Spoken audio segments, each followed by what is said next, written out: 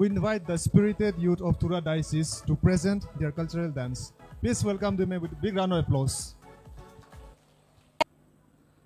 The Archbishop, bishops, fathers, sisters, brothers, young friends, and the faithful of the diocese.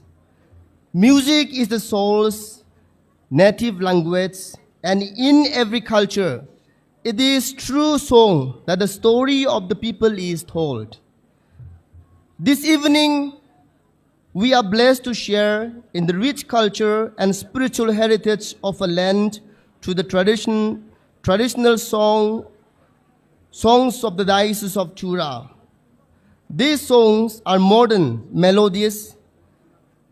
They are living expressions of our faith, identity, and unity as a people, rooted in the hill and valleys of Garo Hills, and enriched by generations of devotion.